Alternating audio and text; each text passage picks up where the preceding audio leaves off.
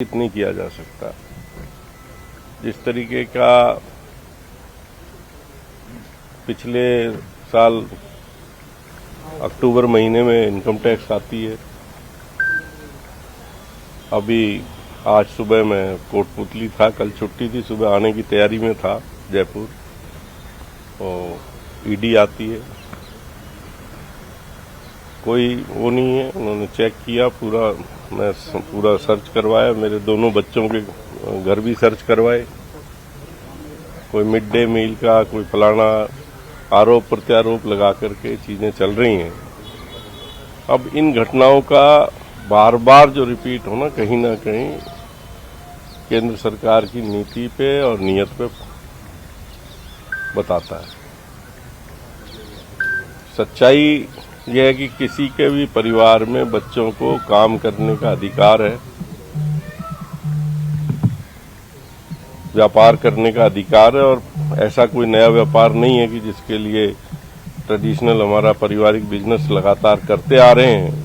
आज राजस्थान में भी शुरू कर रखा है, उत्तराखंड में भी है, दिल्ली में भी कर रहे हैं। जो व्यापार है उसके हिसाब से जो जिस मिड डे मील की बात करते हैं कि भाई मिड डे मील, तो मिड डे मील में ना तो हम टेंडर डालने वाले हैं, ना मेरा परिवार उसमें कहीं सप्लायर है, हम सरकारी काम करते ही नहीं है कभी, ना हमारे बस का है कि वो जाकर के काम करना। जो वहां काम लेते हैं वो लोग हमसे अगर माल ले जाते हैं तो हमारा उसमें कोई कहां से इन्वॉल्वमेंट होता है। अब उन चीजों को मनगढ़ंत बना करके जोड़ना, मुझे नहीं लगता कि ये कोई एक वो है। और दूसरा, जो मैंने इस पूरे जब इनकम टैक्स की रेड हुई थी उसके बाद मैंने पूरे तथ्यों में गया। रोज काम करते हैं, कौन बिजनेस मेरे बच्चे देख रहे हैं, मैंने 30 साल खुद बिजनेस किया है, तो रेगुलर कोई भी काम सौदे होते हैं, माल दिए जाते हैं। मगर जब ये इनकम टैक्स के बाद जब लोगों ने प्रेस में और इसमें आया था, तो मैंने इसकी पूरी गहराई तक गया।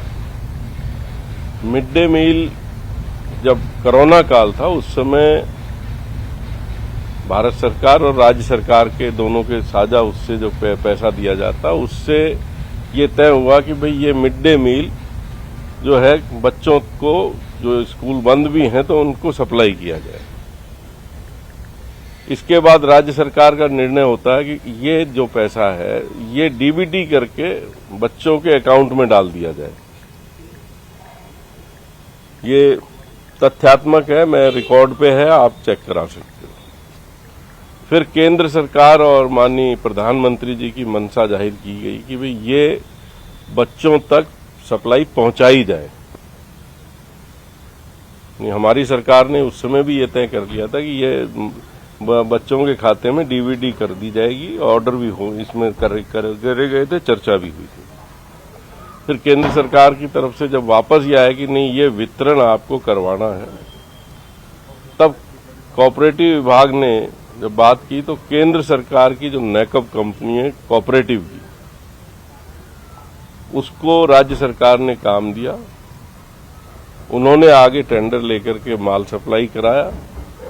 अब केंद्र सरकार के कोई सप्लायर अगर हमसे यहां आके माल मांगता है, उस कोरोना काल में जिस समय पूरा प्रदेश में ट्रांसपोर्ट बंद थी देश में और पहला जो शुरू होता है, तो उस समय अगर हमने माल मेरे बच्चों ने दे दिया तो कोई गुनाह नहीं किया। उसके बाद भी उस पार्टी का जो वहां जो है जिसको सप्लाई किया, उसने जब ये इनकम टैक्स की हमारे रेड हुई थी उससे पहले भी मेरा पैसा रोका हुआ था 1.5 साल से, और उसकी एफआईआर भी मैंने दर्ज कराई कि भाई इस तरीके से ये पैसा हमारा जो है रोका हुआ है, इसने वो लंबी वो है।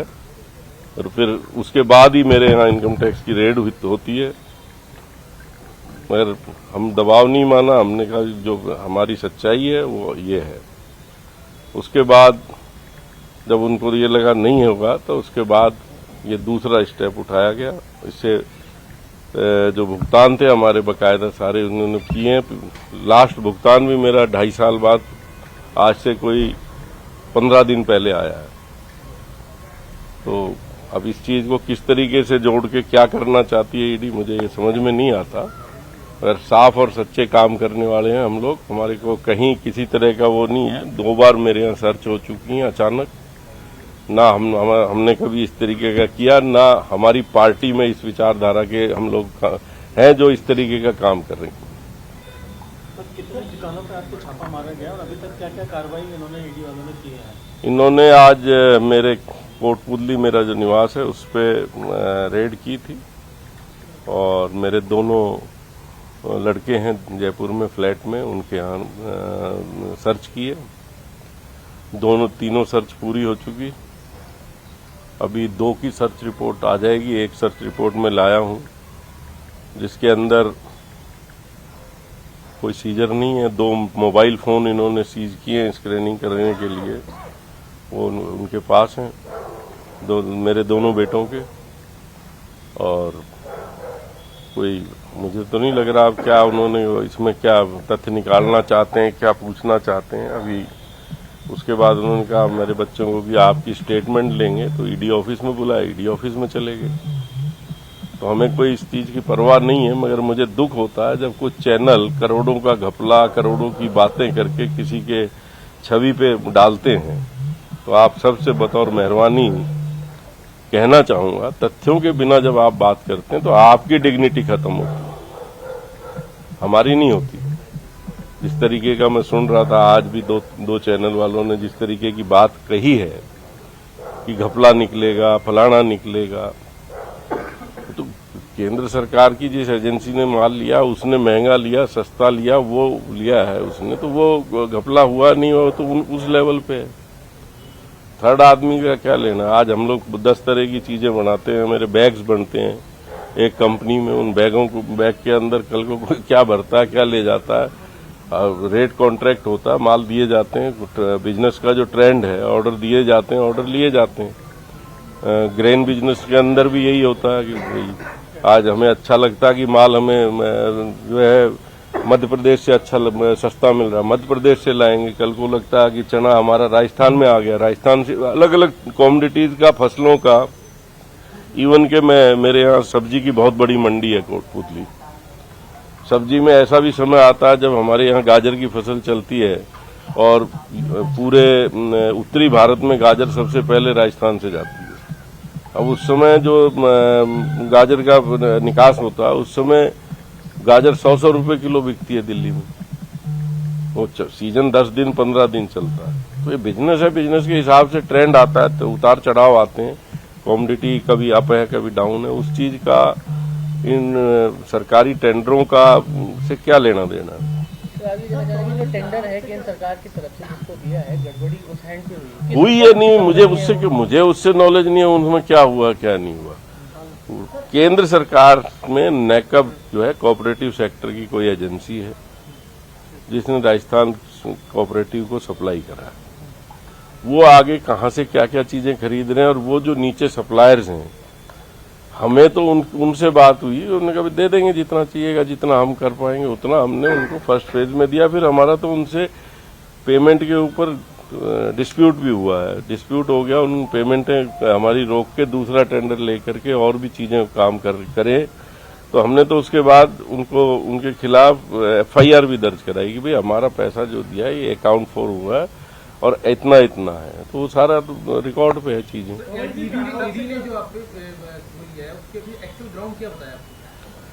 अभी तो उन्होंने यही कहा कि साहब आपका कोई मिड डे मील में क्या है। हमने हमारा कुछ लेना देना नहीं मिड डे मील में, ना हम सप्लायर हैं, ना हम वहाँ कुछ लेना देना है। मेरे बच्चों ने ट्रेडिंग का काम कर रखा है और उसके हिसाब से उन्होंने कोई मटेरियल दिया है तो कोई भी ले सकता है।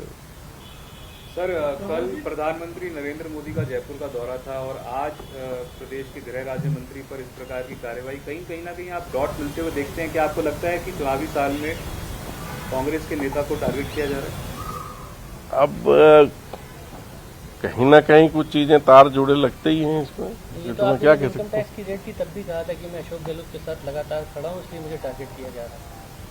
देखिए, मैं आज फिर कह रहा हूं कि तथ्यहीन चीजों के ऊपर जब कोई चाहता है कि भाई जबरदस्ती करें। बिजनेस में हमारे कभी भी इनकम टैक्स आ सकती है, अगर कोई ऐसा आ सकता है उसकी कोई वो नहीं है मुझे। और आप टारगेट करके किन चीजों को करो तो वो वहां तकलीफ दे है। आप कह रहे हैं और कहीं ना कहीं सर टैक्स की बात होती है तो इनकम टैक्स समझ में आता है। ईडी का मतलब होता है कि आपको विदेशी फंडिंग का भी इन्वॉल्वमेंट है क्या उसमें? मेरे किस चीज की विदेशी फंडिंग आई है? मेरा कोई ऐसा विदेशी कंपनी की कोई फंडिंग का ना इसमें कोई काम है ना कुछ और है। सर आप कह रहे हैं तार जुड़ते हुए दिख रहे हैं, तो क्या पॉलिटिकल आपको लग रहा है टारगेट बन रहे हाँ, हैं? कहीं ना कहीं कोई ना कोई चीजें हैं जो आज आचार संहिता लगने के 10 दिन पहले इस तरीके की कार्रवाइयां, और इसी स्टेट में नहीं हर स्टेट में इनकी लगातार हो ही रही है ना। तो क्या केंद्रीय बीजेपी के निशाने पर हैं? राजस्थान का कोई बीजेपी आपका नेता आपको निशाने पर रख रहा है क्या? आप किसके मैं इतनी बात किसको मान रहे हैं आप? नहीं, तार जुड़ने की नहीं, मैं ये कहना चाहता हूं कि कहीं ना कहीं केंद्र सरकार की एजेंसियां एक्शन कर रही हैं, तो कहीं ना कहीं कुछ ना कुछ तो है जो लगातार छत्तीसगढ़ में होता है। जहां चुनाव आते हैं वहां पहले से ईडी जाती है, तो कहीं ना कहीं तो कुछ है। आपने कहा कि 1.5 साल तक पैसा रुका रहा आपका और हमने दबाव नहीं माना कभी। ये किस तरह का दबाव था? दबाव का नहीं था ये, मतलब हमने उस समय भी इनसे वो रखा था कि भाई हमारा पैसा दो, हमने तो आपको मटेरियल दिया है। उनकी नीयत ये थी कि भाई इस पैसे से इनसे राजीनामा हो, कोई और चीज, और उन्होंने दूसरा जो है और टेंडरों में पैसा हमारा यूज करा। फिर हमने कहा नहीं, इस तरीके से नहीं है, तो हमने तो उसके बाद एफआईआर दर्ज कराई। एफआईआर दर्ज कराने के 1 महीने बाद हमारे इनकम टैक्स की रेड होती है। राजीनामा किस तरीके का? भाई पैसे के लिए उनकी नीयत नहीं थी कि भी पैसा दें। मैं जो कोई बीजेपी में शामिल होने का दबाव आप पे, क्योंकि कथित रूप से ऐसी चर्चाएं पिछले दिनों रही कि राजेंद्र यादव बीजेपी में जा सकते हैं।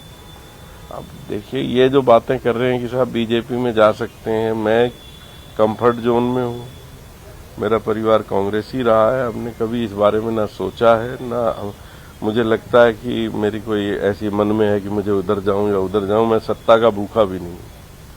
सर ईडी की रेड अभी चालू है या बंद? नहीं, ईडी की अभी तो रेड हो चुकी। पूछताछ के लिए बुलाया सर? पूछताछ के लिए बुलाया, कोई नोटिस दिया है? हाँ, नोटिस दिया, दोनों बच्चों को बुला रखा, अभी ईडी ऑफिस में ही है। सर आपने कहा है कि आप सत्ता के भूखे नहीं है, तो क्या अब इस बार जो विधानसभा चुनाव है उसका चुनाव लड़ेंगे आप? क्यों नहीं लड़ूंगा? सत्ता के भूखे नहीं है तो चुनाव थोड़ी उसमें आता है। सत्ता का भूख तो ये है कि मुझे आज जरूरत है तो मैं इस पार्टी में जाऊं, आज जरूरत है तो उस पार्टी में जाऊं। डेलिबरेटली परेशान किया जा रहा है, आपको लग रहा है क्या? कहीं ना कहीं है कुछ जिसकी वजह से ये जो चीजें आ रही हैं, अब उसको आप सभी जानते हो। बताओ आप कौन सी स्टेट है जिसमें चुनाव आने के 6 महीने के अंदर कार्रवाइयां नहीं होती हैं? मेरा उससे कोई संबंध नहीं है। कमलजीत रनावत से 3 कंपनियां हैं जिन्होंने माल लिया था मुझसे, एक कंपनी है नहीं। तीनों का क्या अंदर घालमेल है वो भी नहीं है। हमने तो अपना पैसा मांगा, भाई माल दे दिया, पैसा दिया। हाँ, मैंने कराया ना उनके तीनों, तो उनकी 2 या 3 कंपनी हैं जो मेरे बच्चे ने उनके खिलाफ मुकदमा कराया। मेरा ये सवाल था, ईडी और इनकम टैक्स का 5 साल का ट्रैक रिकॉर्ड देखें। मुख्यमंत्री अशोक गहलोत के भाई के ऊपर छापा पड़ा जोधपुर में। राजीव अरोड़ा जो कि इनके मित्र और अभी राज्य मंत्री हैं। धर्मेंद्र राठौड़ जो मुख्यमंत्री के अनुमान कहे जाते हैं। आप गृह राज्य मंत्री हैं, गृह मंत्री मुख्यमंत्री अशोक गहलोत है, तो कोई ऐसा तो नहीं है मुख्यमंत्री अशोक गहलोत के आसपास के लोगों को टारगेट इसलिए किया जा रहा है, सीधा गहलोत पे अटैक नहीं कर पा रहे हैं वो? आप सब बुद्धिजीवी लोग हैं, आप खुद समझ सकते हैं कि कहाँ क्या हो रहा है। नहीं, मेरी आज कोई बात नहीं। क्या कांग्रेस आपको बैक कर रही है? क्या साथ में खड़ी है आपके? आपको लगता है पार्टी आपके साथ में खड़ी है? पार्टी क्यों नहीं खड़ी होगी, पहली बात। दूसरी बात, मैं सक्षम हूं अपनी लड़ाई लड़ने के लिए। कानून मैं भी जानता हूं, और कोई हरेसमेंट होने के लिए कोई मुझे इतना वो नहीं है कि मैं कोई किसी चीज के लिए तकलीफ मानूंगा। मैं अपनी लड़ाई लड़ूंगा, पार्टी मेरे साथ खड़ी है। कोई बैकशीट लीगल लड़ाई लड़ेंगे? क्यों नहीं लड़ेंगे? लीगल लड़ाई भी लड़ेंगे, जो बाकी राजनीतिक लड़ाई भी लड़ेंगे। कोई बैकशीट बोल तो रहे, लेकिन आप खुल के नहीं बोल रहे हैं कि भाई आपको टारगेट। आप कैसे खोलना चाहते हो? आपने कहा ना कि सब समझ रहे हैं। नहीं, आप समझ ही रहे हो अब इसमें क्या टारगेट है। सर लास्ट ईयर इसी टाइम इनकम टैक्स की भी रेड हुई थी, तो इनकम टैक्स का क्या आउटकम रहा था? क्या क्लीन चीज आपको दे चुके हैं कुछ उसमें? इनकम टैक्स ने जो रेड की थी उसमें उन्होंने कागज देख लिए, चीजें देख ली, सीए हमारा जाके सारी चीजें समझाया है कि भाई ये चीजें ऐसे हैं, ये ऐसे हैं, ये रिटर्न फाइल हैं, ये सेल्स हैं, ये परचेज हैं। राजेंद्र जी, क्या केवल मिड डे मील को लेकर ही सवाल पूछा गया है, कुछ और भी मामला? क्या फैक्ट शीट दी है कुछ आपको ईडी ने, क्या बताया कुछ, क्या बन रहा है देखिए, मामला? सर्च में कोई ऐसी चीजें नहीं पूछी जाती। सर्च में तो मैंने पूछा था कि भाई आप आए हो, क्या है ना जी, कोई मिड डे मील के उसमें के लिए हम सर्च पे आए हैं।